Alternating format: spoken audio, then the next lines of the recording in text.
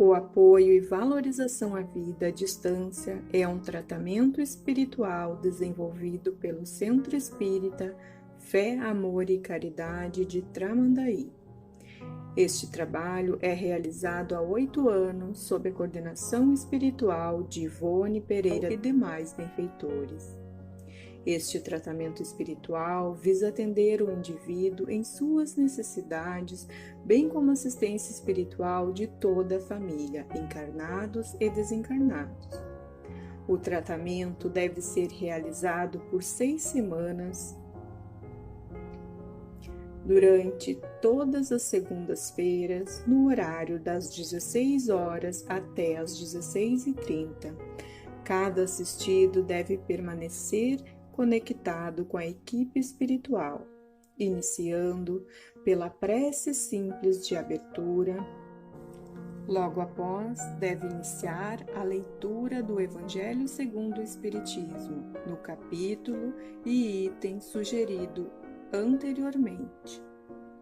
Ao término da leitura, deve-se fazer a prece de encerramento, agradecendo a assistência e a companhia dos benfeitores espirituais. Para finalizar o tratamento, é necessário o autoabraço, reconectando-se consigo mesmo. Boa tarde, amigos. Bem-vindos a este trabalho de atendimento espiritual à distância, apoio e valorização da vida, sob a coordenação espiritual de Ivone Amaral Pereira. Vamos nos colocar em sintonia com essa equipe de benfeitores espirituais para nos acompanhar neste momento de fé, amor e caridade através da prece de abertura. Pai nosso que estás em toda parte, santificado seja o teu nome, no louvor de todas as criaturas. Venha a nós o teu reino de amor e sabedoria. Seja feita a tua vontade, acima de nossos desejos, tanto na terra quanto nos círculos espirituais. O pão nosso da mente e do corpo dá-nos hoje. Perdoa as nossas dívidas, ensinando-nos a perdoar nossos devedores com o esquecimento de todo mal. Não permitas que venhamos a cair sob os golpes da tentação de nossa própria inferioridade.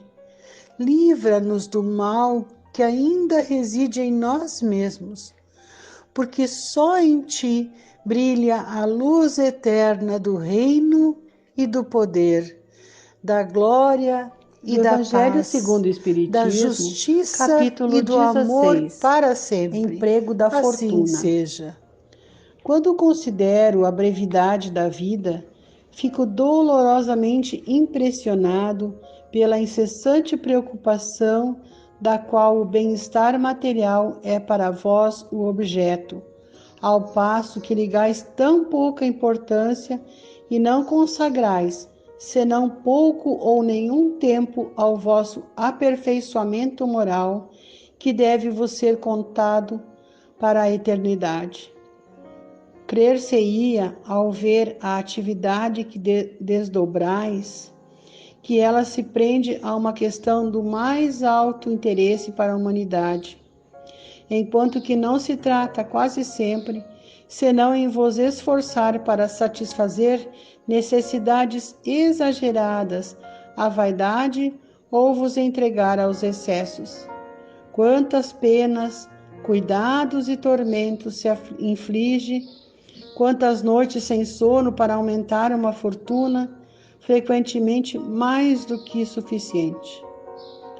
Por acúmulo da cegueira, não é raro ver aqueles a quem um amor imoderado da fortuna e dos gozos que ela proporciona sujeita a um trabalho penoso, orgulhar-se de uma existência dita de sacrifício e de mérito, como se trabalhassem para os outros e não para si mesmos.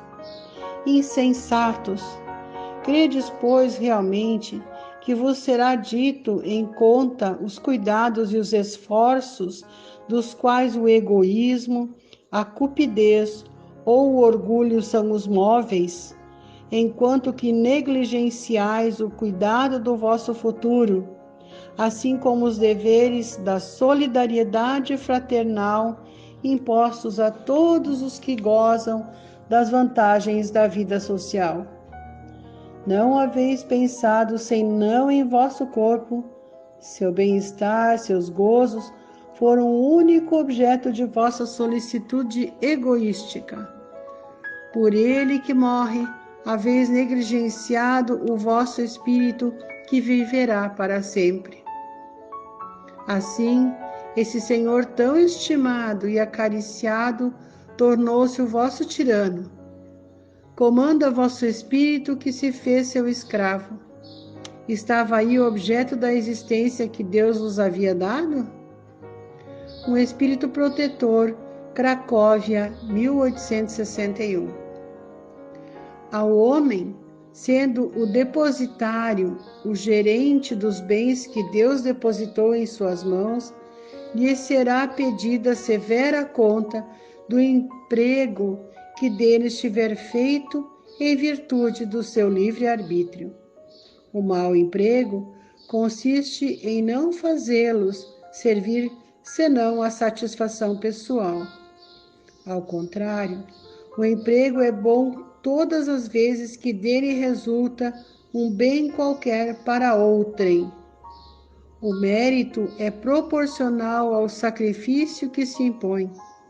A beneficência não é senão um modo do emprego da fortuna. Ela alivia a miséria atual, aquieta a fome, preserva do frio e dá asilo àquele que não o tem. Mas um dever igualmente imperioso, igualmente meritório, consiste em prevenir a miséria. Nisso, sobretudo, está a missão das grandes fortunas, pelos trabalhos de todos os gêneros que podem fazer executar, e devessem elas disso tirar um proveito legítimo.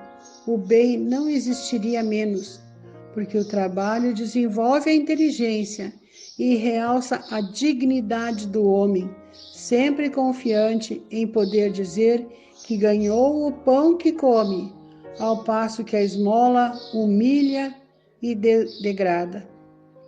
A fortuna concentrada numa só mão deve ser como uma fonte de água viva, que derrama fecundidade e bem-estar em torno dela. Ó vós ricos, se a empregardes segundo os desígnios do Senhor, vosso coração, o primeiro, se saciará dessa fonte benfazeja. Tereis nesta vida os inefáveis gozos da alma em lugar dos gozos materiais do egoísta, que deixam o vazio no coração.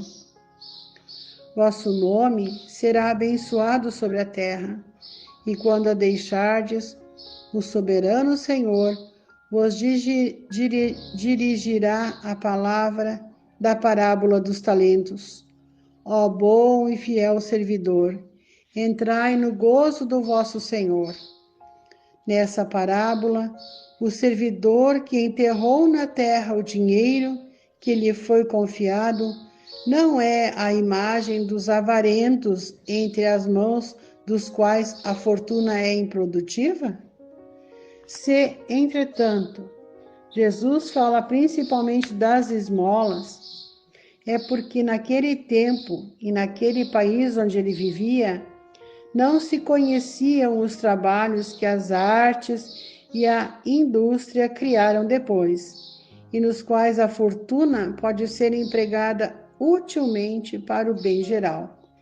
A todos aqueles que podem dar, pouco ou muito, eu direi, pois, dai esmola quando isso for necessário, mas tanto quanto possível, convertei-a em salário, a fim de que aquele que a recebe dela não se envergonhe.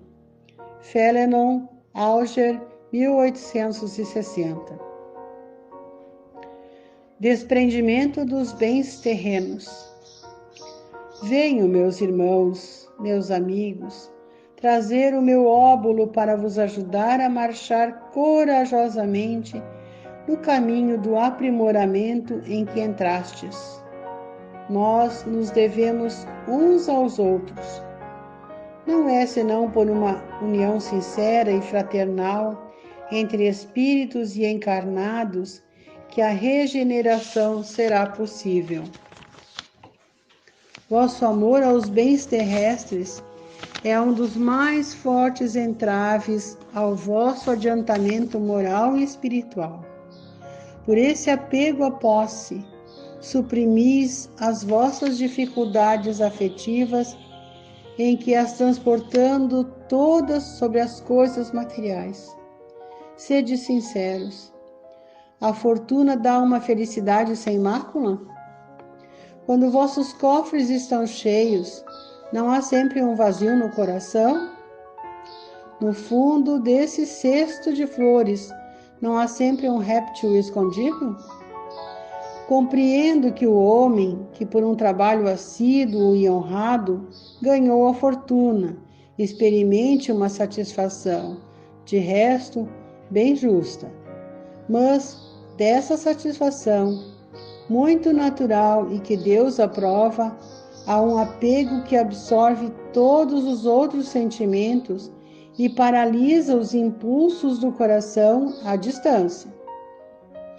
Tanta distância quanto da avareza sórdida à prodigalidade exagerada, dois vícios entre os quais Deus colocou a caridade santa e salutar, virtude que ensina ao rico a dar sem ostentação, para que o pobre receba sem baixeza. Que a fortuna venha de vossa família, ou que a ganhastes pelo vosso trabalho, há uma coisa que não deveis jamais esquecer, é que tudo vem de Deus e retorna a Deus. Nada vos pertence sobre a terra, nem mesmo o vosso pobre corpo. A morte dele vos despoja, como de todos os bens materiais. Sois depositários e não proprietários. Disso não vos enganeis. Deus vos emprestou, deveis restituir a ele, e ele vos empresta com a condição de que o supérfluo, pelo menos, reverta para aqueles que não têm o necessário. Um dos vossos amigos vos empresta uma soma. Por pouco que sejais honestos, tereis o escrúpulo de pagá-la, e lhe ficareis agradecido. Pois bem, eis a posição de todo homem rico. Deus é o amigo celeste que lhe emprestou a riqueza. Não pede para ele senão o amor e o reconhecimento, mas exige que, a seu turno, o rico dê também aos pobres, que são seus filhos tanto quanto ele. O bem que Deus vos confiou excita em vossos corações uma ardente e louca cobiça.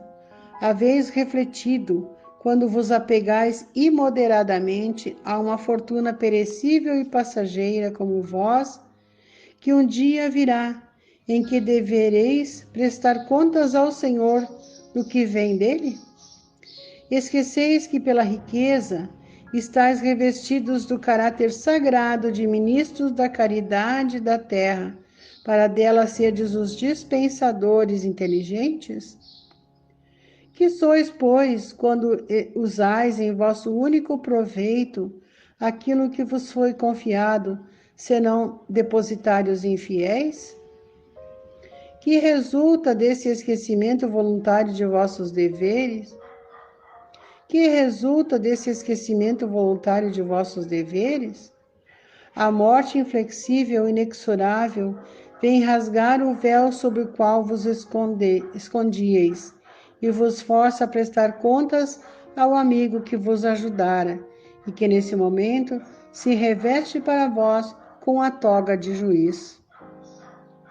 É em vão que na terra procurais iludir, colorindo com o nome de virtude o que frequentemente não é senão egoísmo, que chamais economia e previdência e que não é senão cupidez e avareza, ou generosidade, o que não é senão prodigalidade em vosso proveito. Um pai de família, por exemplo, se absterá de fazer a caridade, economizará, amontoará ouro sobre ouro, e isso diz ele para deixar aos filhos o máximo de bens possível e lhes evitar cair na miséria. É muito justo e paternal, convenho, e não se pode censurá-lo por isso. Mas está aí sempre o único móvel que o guia? Não é frequentemente um compromisso com a sua consciência para justificar aos seus próprios olhos e aos olhos do mundo seu apego pessoal aos bens terrestres? Entretanto, admito que o amor paternal seja seu único móvel. É um motivo para esquecer seus irmãos diante de Deus? Quando ele mesmo já tem o supérfluo, deixará seus filhos na miséria, porque terão um pouco menos desse supérfluo? Não é lhes dar uma lição de egoísmo e endurecer seus corações? Não é sufocar neles o amor ao próximo? Pais e mães, estais em grande erro se credes com isso aumentar a afeição de vossos filhos para vós, em lhes ensinando a ser egoístas para com os outros, e os ensinais a sê-lo para convosco mesmos.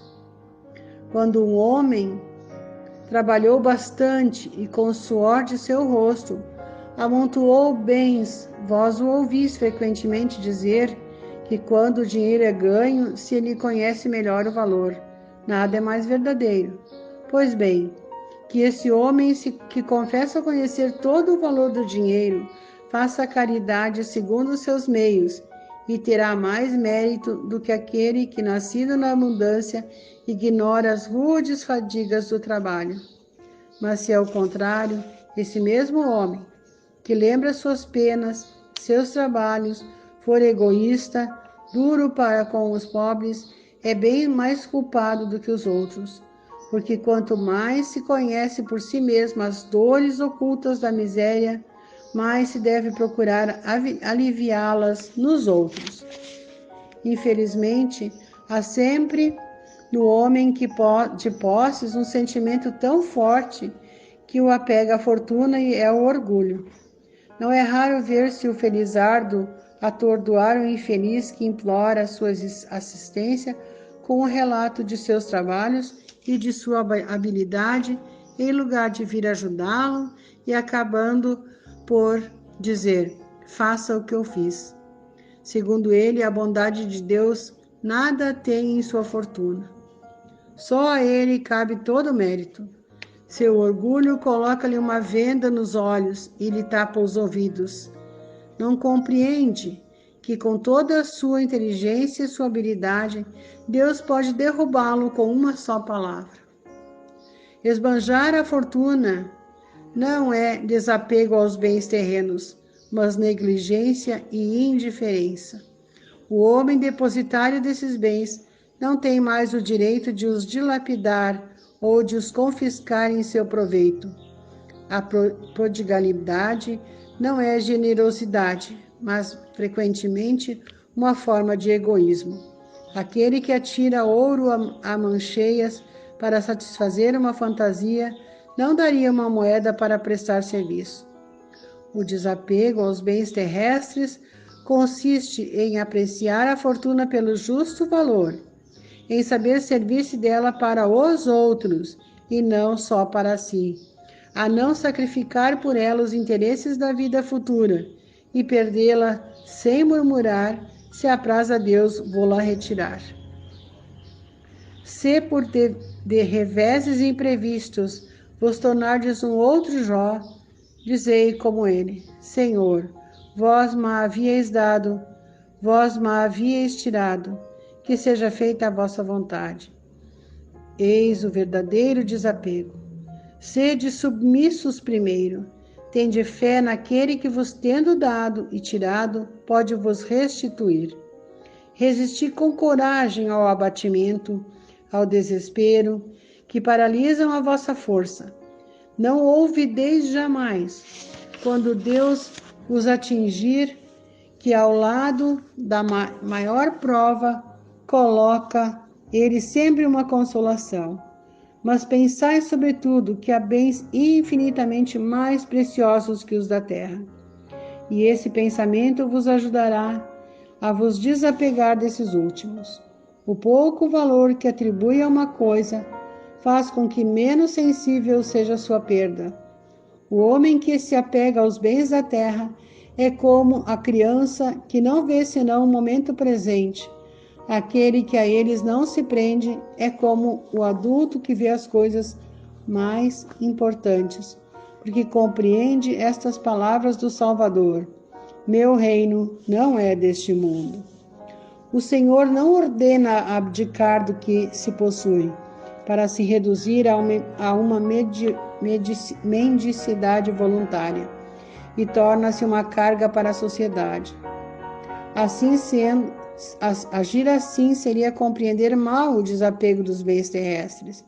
É um egoísmo de outro gênero, porque é isentar da responsabilidade que a fortuna faz pesar sobre aquele que a possui.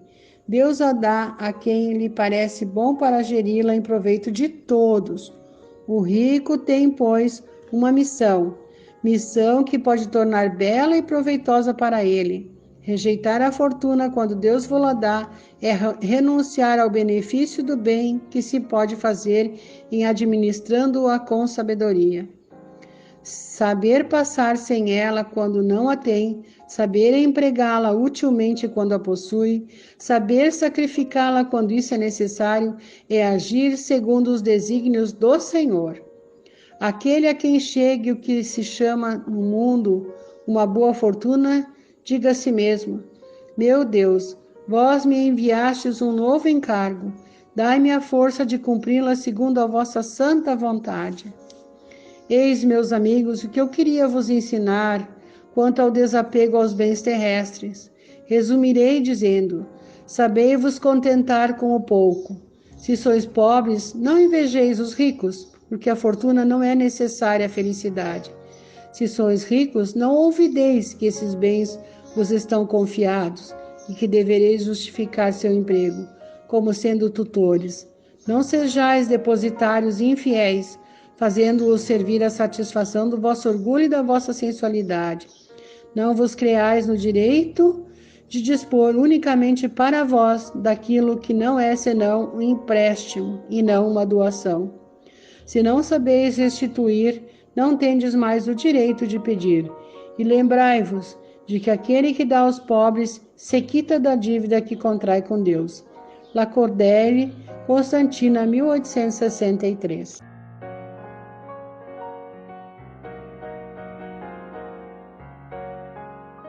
Finalizamos este momento agradecendo o apoio de nossos amigos espirituais que nos acompanharam, seguindo confiantes e perseverantes na valorização de nossa vida e no Evangelho de Jesus, com a prece aos espíritos protetores do Evangelho segundo o Espiritismo. Espíritos sábios e benevolentes, mensageiros de Deus, cuja missão é assistir os homens e conduzi-los no bom caminho, sustentai-me nas provas desta vida, dai-me a força de suportá-las sem murmurar. Desviai de mim os maus pensamentos e fazei com que eu não dê acesso a nenhum dos maus espíritos que tentarem me induzir ao mal. Esclarecei minha consciência sobre meus defeitos e elevai de sobre meus olhos o véu do orgulho que poderia impedir-me de os perceber e confessá-los a mim mesmo. Vós, sobretudo, meu anjo guardião, que velais mais particularmente por mim, e vós todos, espíritos protetores, que vos interessais por mim, fazei com que me torne digno da vossa benevolência. Conheceis as minhas necessidades, que elas sejam satisfeitas segundo a vontade de Deus. Que assim seja. Permaneça sentado confortavelmente para realizar o autoabraço. Abrace-se de maneira confortável e prazerosa e repita comigo: eu amo a Deus. Eu amo a Jesus. Eu amo a vida. Eu me amo. Assim seja.